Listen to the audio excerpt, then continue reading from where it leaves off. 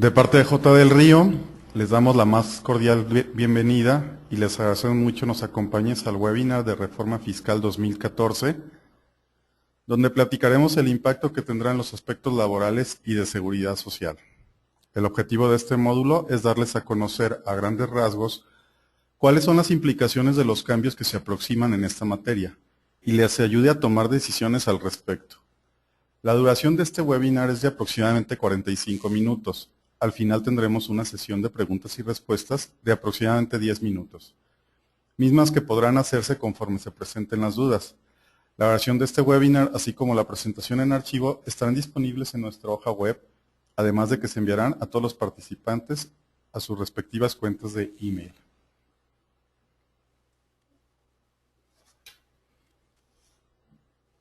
A continuación se enlistan los temas que trataremos en esta sesión, que son deducciones de prestaciones exentas que se otorgan a trabajadores, el comprobante fiscal para el pago de la nómina, la inscripción y manejo del Infonacot, los cambios de seguridad social, seguro de desempleo y pensión universal. Cabe señalar que los últimos dos temas todavía no han sido revisados por la Cámara de Senadores, pero forman parte del paquete de reforma hacendaria presentada por el Ejecutivo Federal.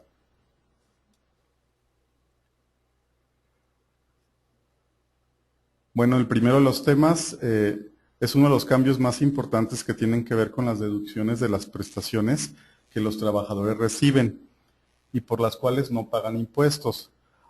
Ahora la autoridad, al derogar la ley del YETU, que consideraba todos estos conceptos como no deducibles, los incluye como no deducibles para efectos de ISR. Es decir, que al realizar pagos que beneficien a los trabajadores por el hecho de que el trabajador no pague impuestos, la parte deducible patronal solamente será del 53%. Esto en el caso de mantener las prestaciones que actualmente se ofrecen. En el caso de que se disminuyan en el año siguiente, la parte deducible solamente será de 47%.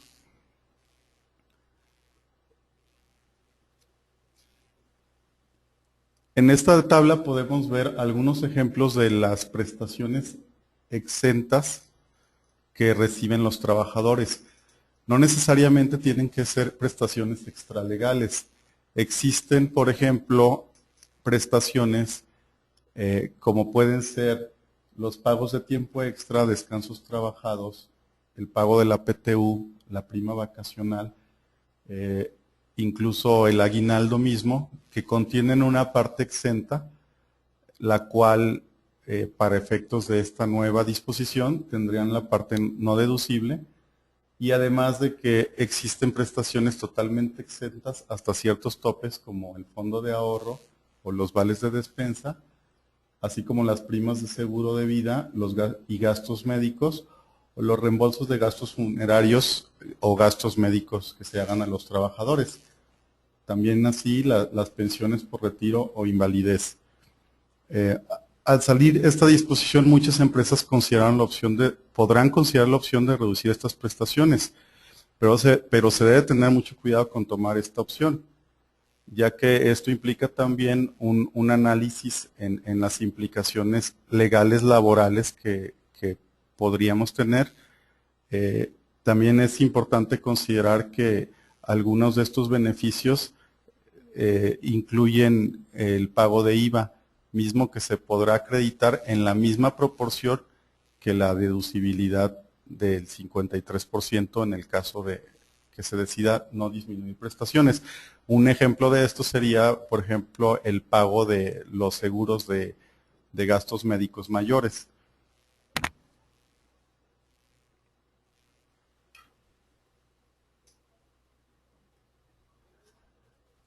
En la siguiente lámina podemos ver un análisis del impacto de los conceptos exentos para los empleados. ¿Qué opciones pudiéramos tener? En el primero de los cuadros vemos que, por ejemplo, podemos optar por modificar las prestaciones siempre y cuando tengamos el apoyo de los abogados que nos consulten en este tema, los abogados laboristas, y podríamos en un momento dado optar por liquidar las prestaciones. Es una práctica relativamente común cuando se decide, digamos, indemnizarlas. Se les hace un pago al trabajador de una indemnización para efectos de cancelar la prestación, o también podríamos agregarlas al salario regular del empleado. Este tipo de soluciones creemos que solamente con la ayuda de abogados podríamos tener la opción de manera viable. Otra opción, bueno, sería mantenernos igual. En este caso, pues tendríamos que considerar el aumento en el costo que esto implica.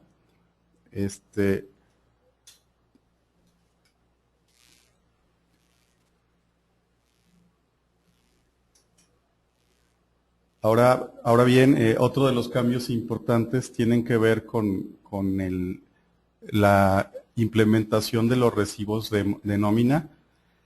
Legalmente hablando, todos sabemos que el pago de salario se comprueba con el recibo firmado por parte del trabajador. Sin embargo, la nueva ley de renta impone también un recibo fiscal electrónico que será necesario para hacer deducible el pago de los salarios.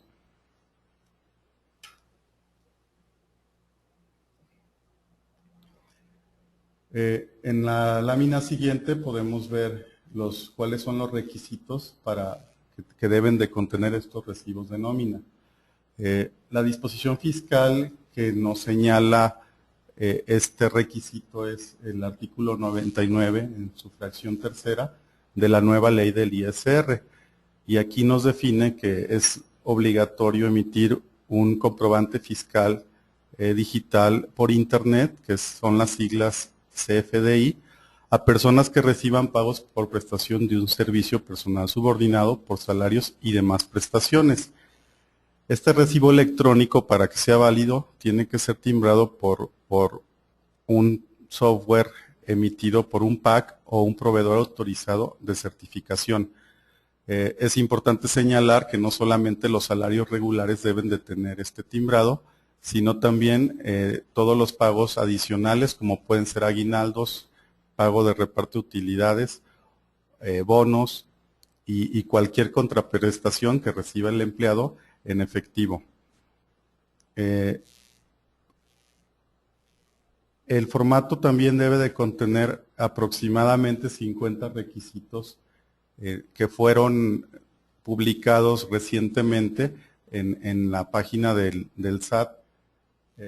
Algunos de ellos son muy parecidos a los que las leyes laborales nos imponen para el recibo de nómina. Sin embargo, hay algunos nuevos elementos que se tienen que incluir, y bueno, actualmente estamos trabajando con nuestros proveedores de sistemas para ver cuál podría ser la mejor solución para implementar esta nueva disposición.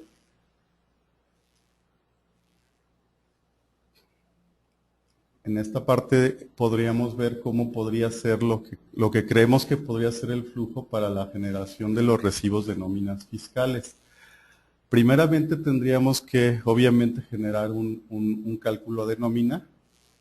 Posteriormente, nuestro sistema de nómina tendría que generarnos un archivo plano o en formato de texto que contenga los requerimientos del recibo electrónico, mismo que se tendrá que importar a un software generado por un proveedor PAC para realizar el timbrado. Una vez realizado el timbrado de los recibos, será obligación de los patrones guardar los archivos en un contenedor electrónico definido y con sistemas de seguridad y respaldos periódicos, y al mismo tiempo tendríamos que generar el envío de dichos recibos a los empleados. Las reglas para la generación, como ya lo mencioné, y la entrega de comprobantes se supone que serán emitidas hasta el 28 de diciembre de este año. Nos parece que probablemente existe una prórroga sobre esta obligación, tomando en cuenta que los primeros recibos tendrían que generarse en la primera semana, en la primera nómina de un esquema semanal, que normalmente sería del día 3 de enero, por lo que creemos que es humanamente imposible implementar esta disposición en tan corto tiempo, independientemente que se hayan fijado los formatos electrónicos recientemente. Como les comentaba, actualmente estamos viendo las diferentes opciones con nuestro proveedor de sistemas de nómina. Creo que va a depender mucho del tamaño de la compañía y de las necesidades en específico para la implementación de esta nueva disposición. A pesar de que creemos que puede haber una prórroga, seguramente en un muy corto tiempo tendríamos que estar ya implementando lo necesario para el cumplimiento. No duden en contactarnos si tienen dudas de cómo cumplir la obligación y de cómo poder llevarla de la mejor manera. Actualmente la mayoría de los proveedores de software de nóminas están viendo la manera de implementarlo. De las 3 opciones que hemos visto, una es que el mismo sistema genere el timbrado, la otra podría ser obtener un software independiente que tenga una licencia, por ejemplo, anual para un timbrado indefinido de recibos, y otra podría ser un timbrado por evento o por número de recibos. Será ya decisión de cada quien considerar la que crean más conveniente en el caso que aplique. Otra de los temas que quisiéramos también tratar es la inscripción al Infonacot, que a pesar de que es una disposición que está contenida en la reforma de la Ley Federal del Trabajo del pasado diciembre de 2012, pues es realmente en el año 2014 cuando vamos a empezar a ver a la autoridad, en este caso, más activa, y es donde tal vez los trabajadores empiecen a solicitar créditos y por lo tanto tendríamos que tener nuestro centro de trabajo afiliado y a su vez estar listos para poder tener la administración y el control de dichos pagos y descuentos. Esta disposición está contenida, en el artículo 132 de la Ley Federal del Trabajo, que concretamente describe cuáles son las obligaciones de los patrones. En este caso se añadió una fracción 26 bis, la cual define que la obligación de afiliación del centro de trabajo al Instituto del Fondo Nacional para el Consumo de los Trabajadores es obligatoria. Si se dan cuenta, no hay un parámetro de número de empleados como en alguna otra disposición. Por lo tanto, se entiende que la obligación es para todos los empleadores. Por una parte, creemos que empezará tal vez la autoridad a monitorear a los patrones de mayor tamaño y bueno, ya será también decisión de cada quien ver si hacen la inscripción de manera, digamos, rápida o esperamos a ver si hubiese alguna tendencia de la autoridad respecto a la fiscalización de esta prestación. También es importante saber que, el Infonacot se creó en 1974 y su objetivo principal es apoyar a los trabajadores con financiamiento para la adquisición de bienes y servicios.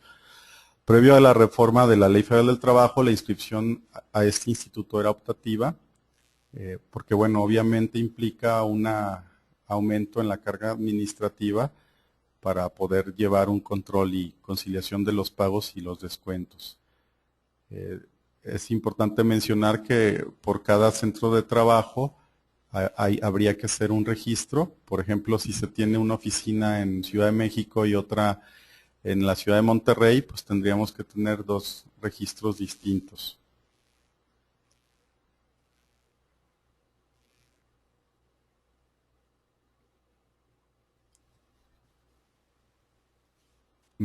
Respecto a los cambios de seguridad social, a pesar de que nuestros legisladores todavía no han terminado de discutir esta reforma en el Senado, creemos que podría sufrir modificaciones la versión definitiva o incluso no aplicar.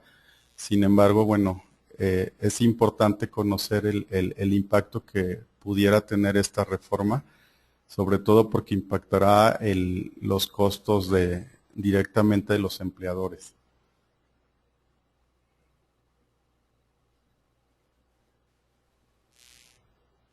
Como todos sabemos, el Seguro Social está formado, o la contribución de pagos de cuotas de seguridad social están formadas por varias ramas como las guarderías, de los riesgos de trabajo, los servicios médicos, pensiones, retiro, vivienda, todo ese conjunto de contribuciones forman lo que normalmente conocemos como pago de SUA o el pago de seguridad social. En este caso,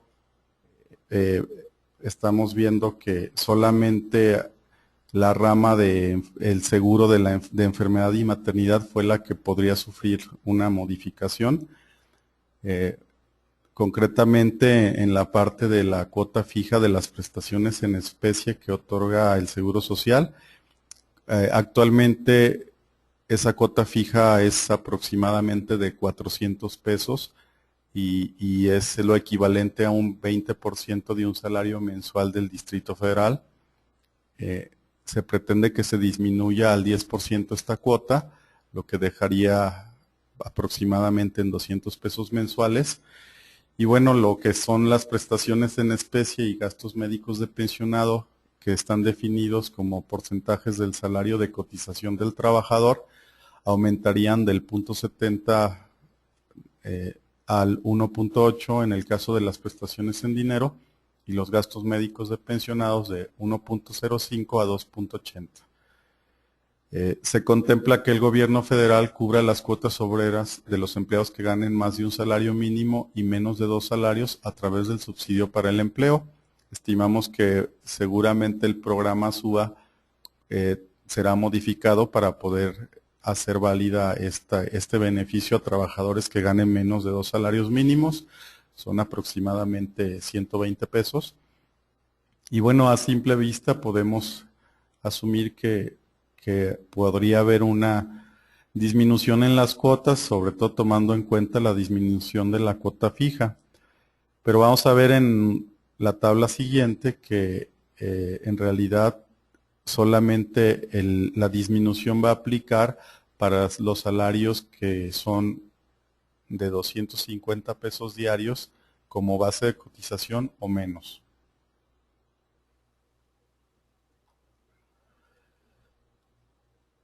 Aquí podemos ver el impacto que sería ya de una manera gráfica. Hicimos una selección de algunos rangos de salarios utilizando las 5 posibles clasificaciones de riesgo de trabajo, en donde, por ejemplo, un salario de 100 pesos en cualquiera de las clases tiene una disminución aproximada de entre un 10 y 12%. Todavía en el rango de los 200 pesos hay una disminución poco notoria de menos del 2%. Sin embargo, ya en un salario de 300 pesos diarios de cotización, pues el incremento ya es notorio, sobre todo, por ejemplo, en el caso de un salario topado, que son aproximadamente 25 salarios mínimos. En el caso de un empleado clasificado en una compañía del riesgo más bajo, el impacto pues es de un 14%. Por ejemplo, si en este momento se tiene un trabajador con este salario, aproximadamente cerca de 40,000 pesos, le cuesta al empleador en números redondos 100,000 pesos anuales el tenerlo inscrito en el Seguro Social. Si estas nuevas disposiciones son autorizadas, el incremento se irá a 114,000 pesos, el gasto total, entonces tendríamos ahí un 14% adicional. Esto es por empleado y obviamente nos impactará respecto a los salarios que estemos pagando. Otra de las cuestiones que se modificarían en la ley sería que el nuevo régimen fiscal de incorporación tendrán facilidades administrativas para que la inscripción de sus trabajadores pueda ser, digamos, se pretende que se facilite la inscripción y que se incorporen más trabajadores al sistema de seguridad social obligatorio. Este régimen de incorporación sustituye al que antes se conocía como el régimen intermedio, así como al régimen de repeco o pequeños contribuyentes. Y bueno, parece ser que esta parte de la reforma, la facilidad administrativa, en realidad tiene como objetivo incrementar la base de trabajadores inscritos ante el Seguro Social.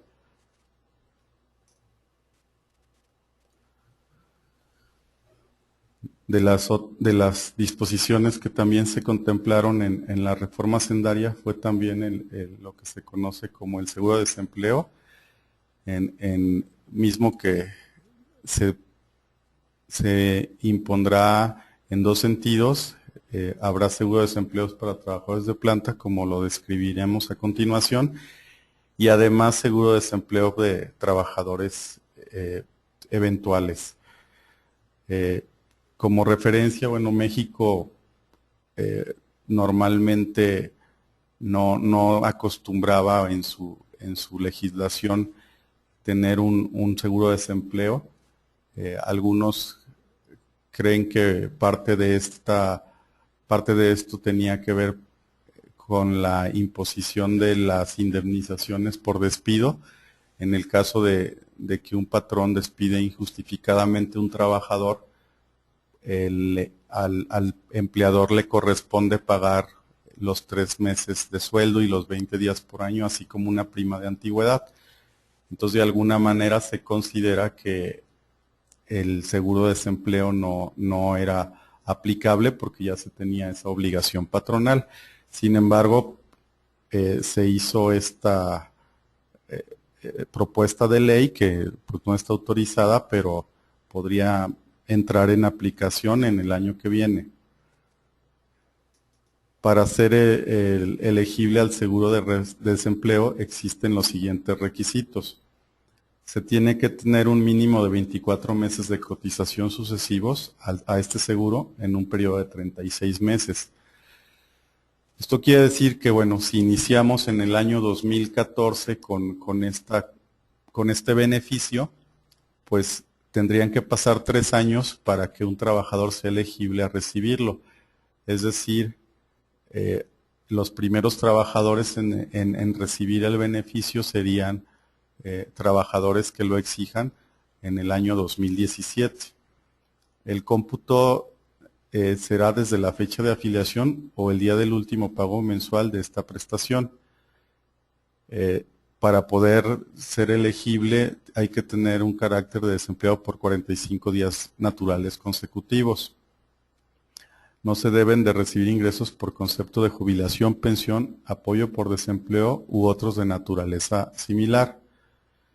Además de que se tendrán que cumplir con los requisitos que la Secretaría del Trabajo y Previsión Social imponga en los programas de promoción, colocación y capacitación. Aún no se definen y obviamente si se autoriza esta ley, suponemos que aparecerá un reglamento en donde se definan estos requisitos.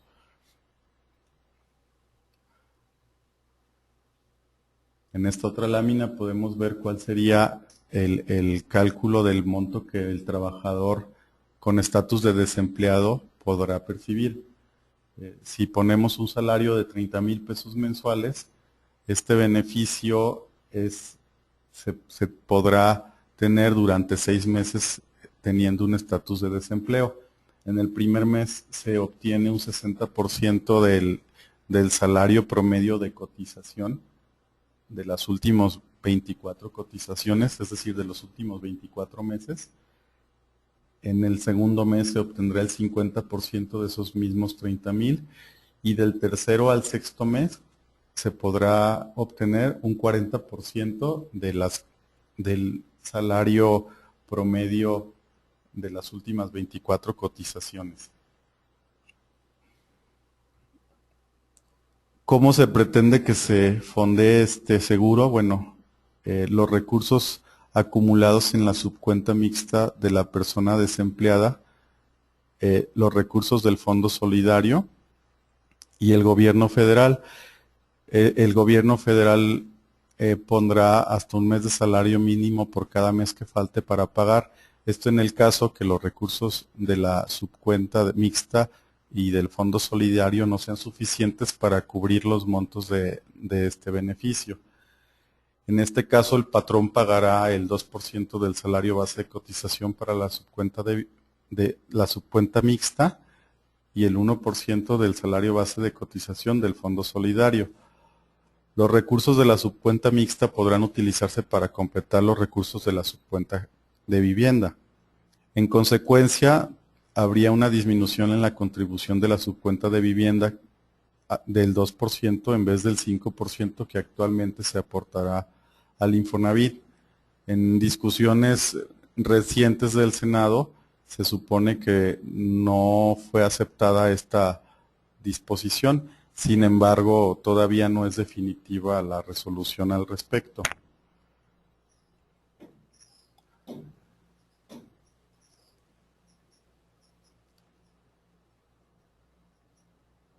Tenemos también un límite para la obtención de este beneficio y este límite se refiere en que el trabajador solamente lo podrá obtener una vez cada 5 años,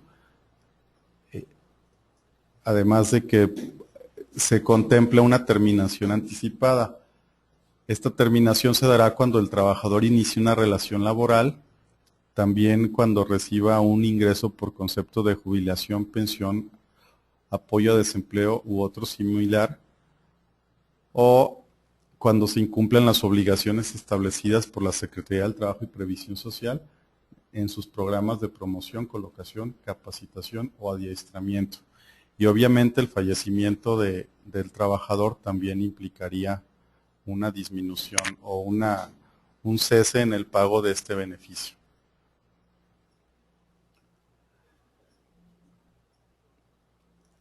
En el caso de los trabajadores eventuales, pues también se contempla en esta disposición que sean elegibles a recibir el beneficio. Se tiene que contar con mínimo 6 meses de cotizaciones sucesivas en el seguro de desempleo en un periodo de 12 meses.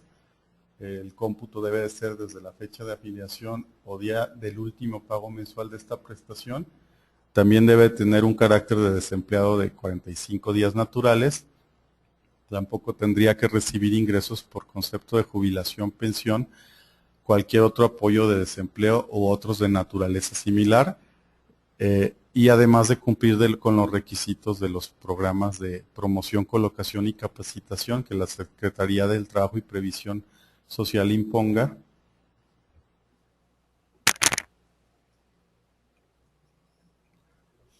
Y en el caso de estos trabajadores, el cálculo del monto a percibir es distinto. No es un pago a 6 meses, sino es un pago de una sola exhibición de 2 veces el salario base de cotización de los últimos 6 meses cotizados. Si el solicitante prestó sus servicios a varios patrones, se debe calcular la suma de los salarios recibidos simultáneamente en los distintos trabajos. Y el monto no podrá ser mayor, obviamente, al tope que impone el Seguro Social de los 25 salarios mínimos generales vigentes en la Ciudad de México.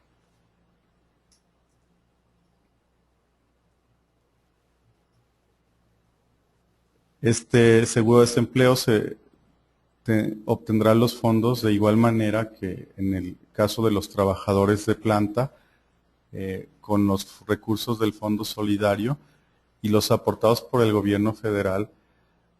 También pueden ser utilizados dentro de un periodo de 5 años. En este caso, la diferencia respecto a los trabajadores de planta es de que los recursos de la subcuenta mixta no serán utilizados, solamente los del Fondo Solidario. Y bueno, los motivos de la terminación de este beneficio, pues al recibir el pago, siendo un pago único, en ese momento se extinguiría. Obviamente, si está haciendo el trámite y inicia una relación laboral, tampoco sería elegible para recibir el beneficio. Y también, si se tiene un ingreso por los mismos conceptos de jubilación, pensión o apoyo de desempleo, tampoco sería elegible. Obviamente, el fallecimiento y el incumplir con las normas establecidas por la Secretaría del Trabajo en los programas de promoción, colocación, capacitación o adiestramiento.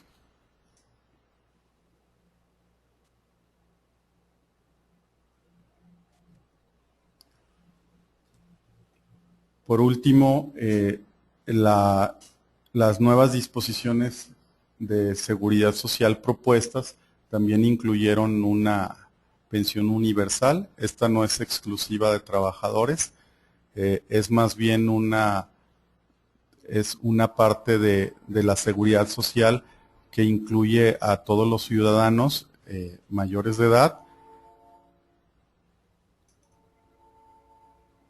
Y bueno, los requisitos que se tienen que cumplir para ser elegibles de esta pensión sería tener 65 años a partir del año 2014, no tener el carácter de pensionado, residir en territorio nacional, en el caso de personas provenientes del extranjero, deben de tener más de 25 años de residencia en el país, estar inscritos en el Registro Nacional de Población y tener un ingreso mensual igual o inferior a 15 salarios mínimos, lo que equivale a 971 pesos.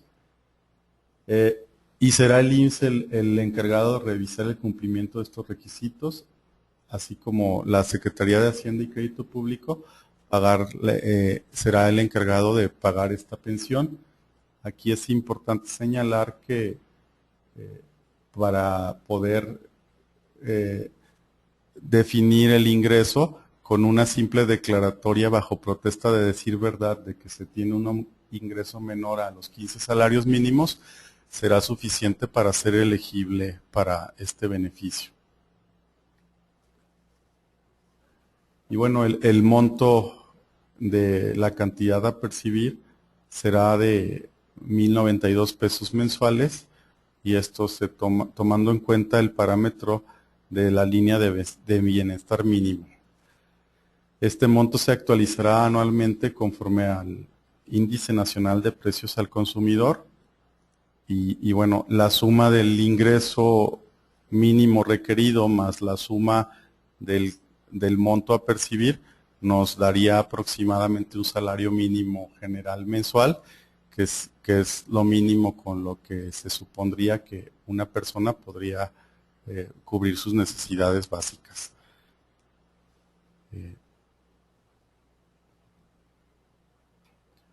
Pues de nuestra parte ha sido todo. Me gustaría ver si tenemos algunas preguntas. Ahora va a ser el momento para contestarlas.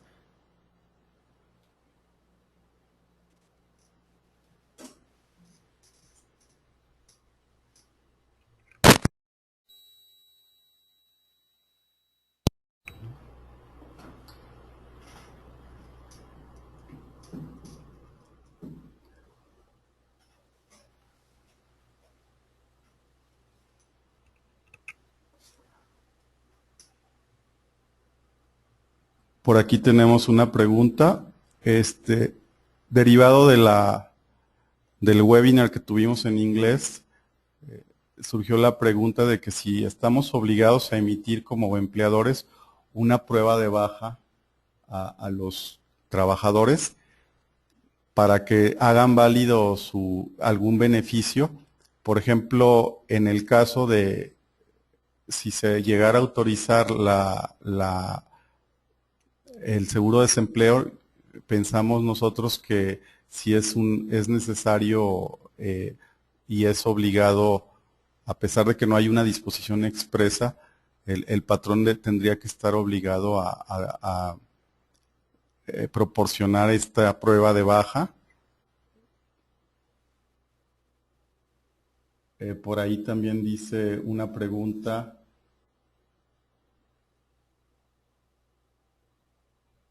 Que si el seguro de desempleo implica la desaparición del proceso de liquidación de los trabajadores. Sinceramente creemos que no. La Ley Federal del Trabajo en ese sentido no se modificó.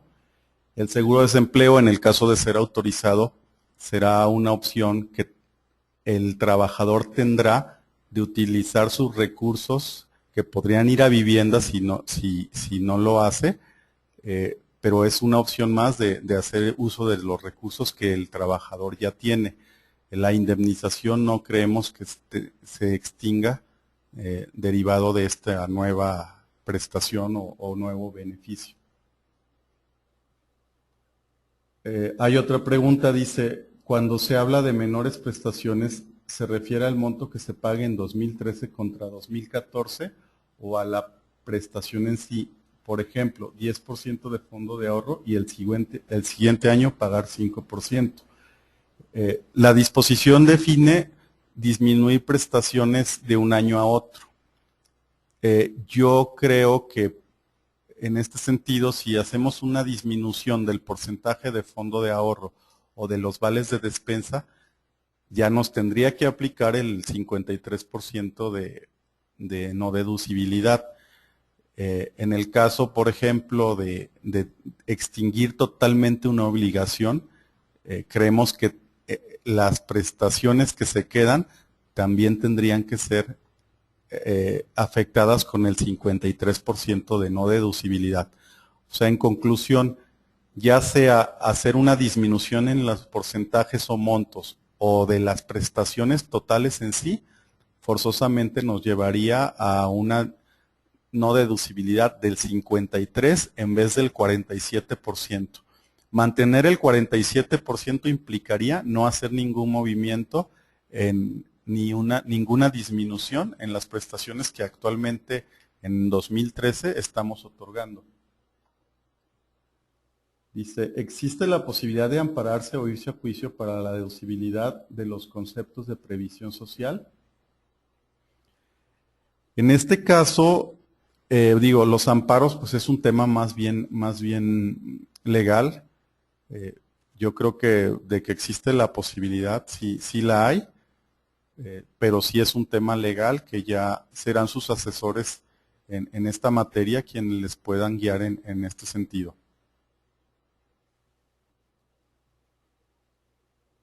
Dice que si la limitante del 47 o 53% aplica también a las prestaciones de previsión social, creemos que aplica a todas las percepciones que tengan una parte exenta, ¿no? Como lo platicamos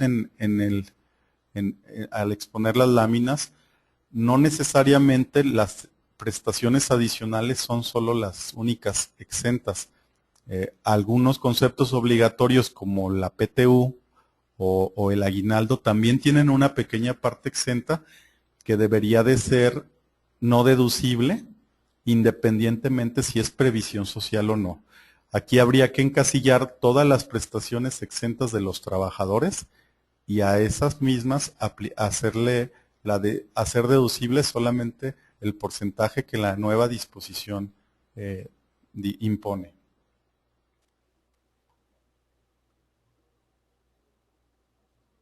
Dice aquí, las constancias de retenciones tendrán que ser en formato timbrado. Las constancias de retenciones entendemos que también están contempladas como documento que se tiene que timbrar. Sin embargo, siendo que todos los recibos del año que viene estarán timbrados, probablemente con el hecho de proveer de estos recibos será suficiente y harán la vez de la constancia de retención, tomando en cuenta que la obligación de la declaración de salarios se extingue con esta nueva disposición. Y yo creo que tiene sentido pensar que cada recibo que demos tendrá las veces de una constancia. Y si bien damos un concentrado o recibos individuales, si diéramos el concentrado y lo respaldamos con los recibos timbrados, siento que será suficiente para cumplir con la obligación. ¿Qué pasa si nunca utilizas el seguro de desempleo durante tu vida laboral? ¿A dónde se va ese dinero? Lo que se tiene contemplado es, originalmente tenemos un 5%, todavía en 2013, 5% de aportación patronal para la vivienda. Ese 5% se supone que se fraccionaría en tres partes. Un 2% se queda en vivienda, un 2% se queda en la subcuenta mixta, que puede ser vivienda o seguro de desempleo, y un 1% al fondo solidario que se va totalmente al seguro de desempleo. En esta pregunta diría, bueno, que el 20% de las aportaciones se pierden es decir, si nunca se utiliza el seguro de desempleo, el 1% del fondo solidario se perdería. Y el otro 2% sí se podría usar en vivienda, por eso el nombre de subcuenta mixta. En otra pregunta dice, los CFDI para el pago de la nómina se van a imprimir para que sean firmados por los trabajadores como evidencia de que recibieron su pago. Yo considero que no necesariamente. Se supone que se podrían entregar vía correo electrónico a los trabajadores y no nada más el archivo en PDF, sino también el archivo electrónico con los datos, con los mismos datos, pero en formato electrónico. Sin embargo, estamos viendo varias posibilidades, y una podría ser mezclar el recibo legal con el recibo timbrado o el recibo fiscal, en donde si hacemos una impresión en donde el trabajador nos firme un recibo timbrado, pues estaríamos cumpliendo ambas disposiciones. Pero eso no nos va a quitar la obligación de enviar los recibos por email, lo cual también creo que es algo bastante complejo, tomando en cuenta que muchos trabajadores en México no tienen acceso a una cuenta de correo, y que es bastante complicado para efectos laborales, por ejemplo, determinar si un correo es válido o no en la Junta de Conciliación, por ejemplo. Pero yo creo que podrían ser dos opciones: dar recibos independientes, el legal firmado y el fiscal enviado por email, o incluso combinarlos. Ya sería cuestión de esperar al 28 de diciembre para poder conocer los lineamientos que impondrá la autoridad en este sentido, porque todavía no sabemos exactamente, por ejemplo, cuándo se tienen que enviar, si cuando genero los recibos, cuando el pago queda efectivamente en las cuentas de los trabajadores. Todavía son interrogantes que hasta que no llegue el 28 de diciembre, curiosamente el Día de los Inocentes, es cuando podríamos estar en posibilidades de conocer específicamente si utilizamos un recibo combinado o dos recibos independientes, y si este recibo fiscal podrá ser también firmado.